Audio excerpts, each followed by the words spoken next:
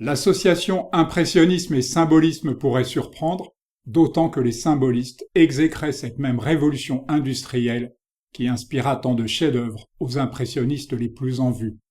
Mais il se trouve que l'un des artistes hongrois les plus intéressants, József Rippl-Rónai, a en toute liberté navigué de l'un à l'autre avant de passer à l'art moderne et devenir le Nabi hongrois. On peut voir dans l'impressionnisme une révolution et dans le symbolisme une contre-révolution, dans la mesure où ses représentants s'opposaient au naturalisme cher à Émile Zola pour se réclamer de Stéphane Mallarmé. Rippl-Rónai montra très tôt les signes de ce que serait son cheminement singulier de découverte en enthousiasme. Après avoir passé 3 ans à l'Académie des arts plastiques de Munich, il arriva à Paris, où il produira durant 3 nouvelles années des œuvres qui seront signées par un compatriote. C'est en quelque sorte l'appel de Pont-Aven qui va libérer sa créativité et l'orienter vers l'art moderne et les nabis. L'autre grande figure de l'impressionnisme hongrois est cet artiste qui navigua également à vue entre impressionnisme et symbolisme. Il partageait avec Rippl-Rónai un appétit très relatif pour la mise en case.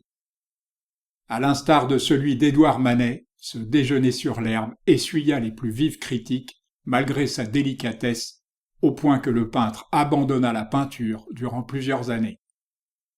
Avec cette autre figure incontournable, au tout début du XXe siècle, ils fondèrent Mienk, le cercle des impressionnistes et naturalistes hongrois, vite rejoint par une quinzaine d'autres artistes talentueux, dont plusieurs membres de l'école de Nagybány, une association dédiée à la peinture de plein air qui avait précédé Mienk de quelques années, mais ne survécut pas à la Seconde Guerre mondiale.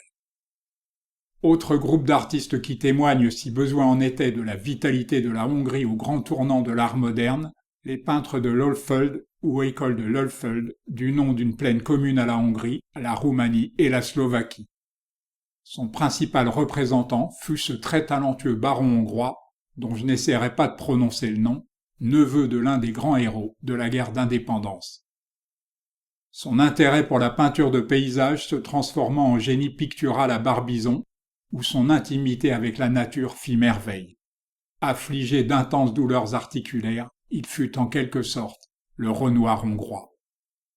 Au premier rang de l'école de Nagybány, dont il fut l'un des cofondateurs, on trouve cet artiste avant tout naturaliste, mais que l'on ne peut contourner du fait des nombreux élèves qu'il a inspirés et formés. Voici l'un de ces peintres européens qui découvrirent fascinés l'art de Jules Bastien-Lepage lors de leur apprentissage à l'Académie Julian.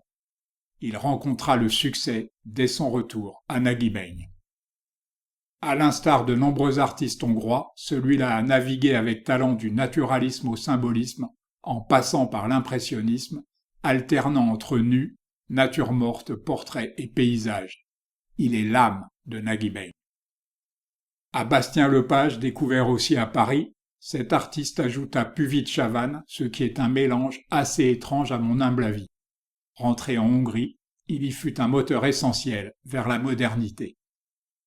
Passé également par l'Académie Julian, celui-là sera l'un des fondateurs du groupe Les 8 que nous verrons bientôt, car il sera le premier groupe hongrois à rompre dans tous les sens du terme avec l'académisme. Ce peintre fut à Paris l'élève de William Bouguereau, ce qui n'est curieusement perceptible dans aucune de ses œuvres. Il fut de toutes les grandes aventures de la peinture hongroise, de Mienk à la colonie d'artistes de Szolnok.